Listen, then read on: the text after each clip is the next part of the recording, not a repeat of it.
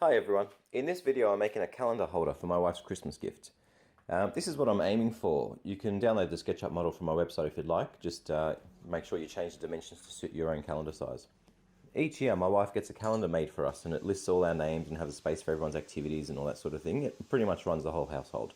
So I thought it would be nice to make a dedicated holder for the calendar instead of just tacking it on the side of the pinboard where it is now. I made this out of spotted gum.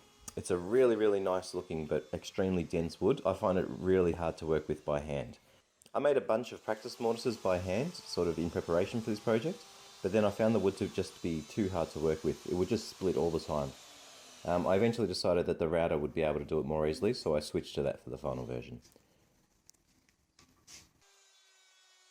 If I was making more than one holder, then I probably would have made a jig to make sure that the router stayed exactly where I wanted it to. Once I was done with all the mortises on one side, I just flipped it over and I went all the way through from the other side. Then I just squared up the edges as best I could with my chisels and used a rasp to flatten the walls properly. I think I need to spend a fair bit of time learning how to sharpen chisels properly because the ones that I use are just nowhere near as sharp as they should be.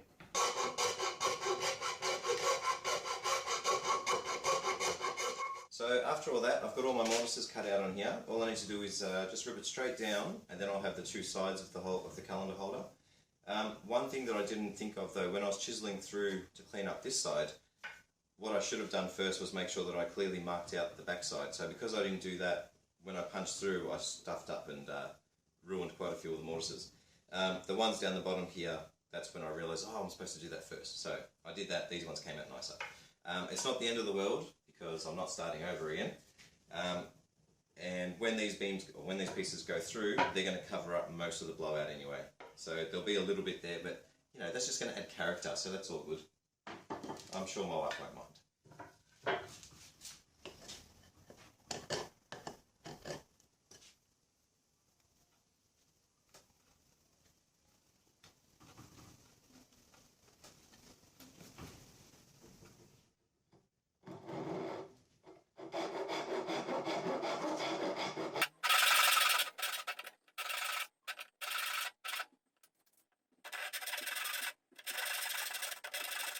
Cutting the tenons was by far the most enjoyable part of this project. I was pretty confident that the wood would split straight after a couple of tests, and it did. It was just a lot of fun to knock the sides off so quickly. But also, having finally built my workbench, I must admit, I've got no idea how I got along so many years without it, and especially without a vise. It's just so useful and handy to have. Building this workbench has made me enjoy woodworking so much more. The difference is just night and day. I'll have a couple of videos out on how I built the workbench very shortly.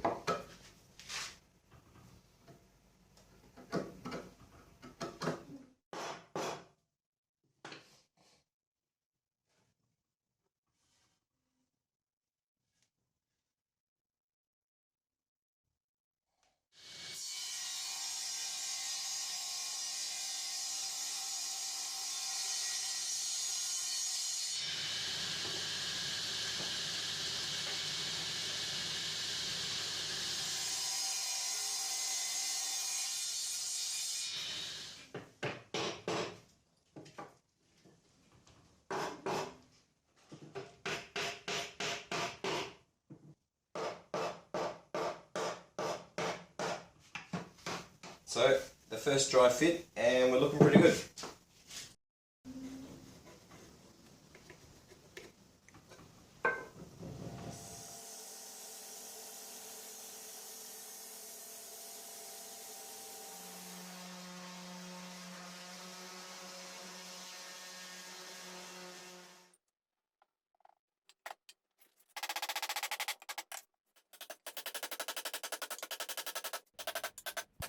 During this glue up, I also wedged in a couple of small offcuts to fill out some of the gaps in the mortises. The mortises aren't perfect, but they still look quite nice.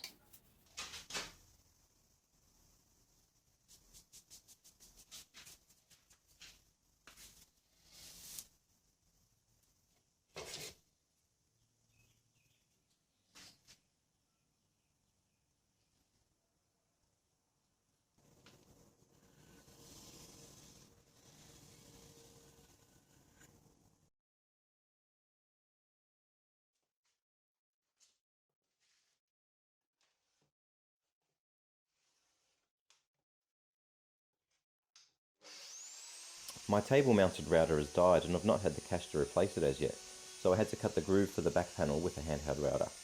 This would have been much easier to do with a table mounted one, but it worked out well enough. And the router I'm using here is my brother-in-law's, and it's an absolute beast. It's actually a little bit scary to use freehand like this, to be honest, but the bit that I had wouldn't fit in my small router.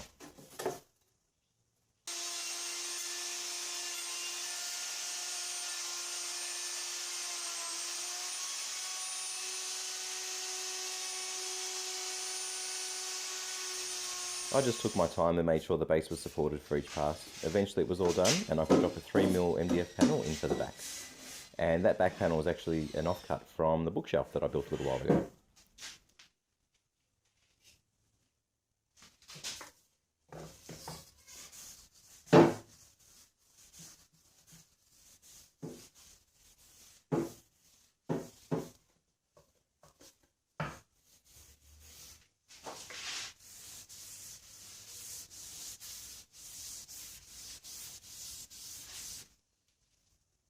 So we're pretty much done now, guys. It's had 2 coats of finish on it. It's come out really, really nice. It's really nice and smooth, and it looks pretty, and it's how I wanted it to come out. I'm really happy with it.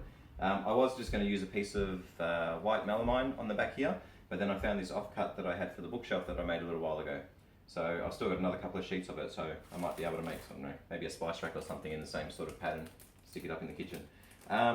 One thing that I did stuff up on though, this is the calendar that's going in there, and it's too long. Great planning. So what happened there is when I ordered this online, I wrote down the measurements, but I wrote down the measurements for the wrong one. So it's not the end of the world. The bottom half, or the bottom 2 inches of here is basically just, I think it's just blank and it's got a little bit of pattern, that sort of thing. So I can just trim it on the guillotine and it will fit in here properly. But it's just a shame that I wrote down the wrong measurements at the start. To Joe, if you're watching, Merry Christmas. This is your present. Hope you like it. To everyone else, Merry Christmas. Thanks for watching.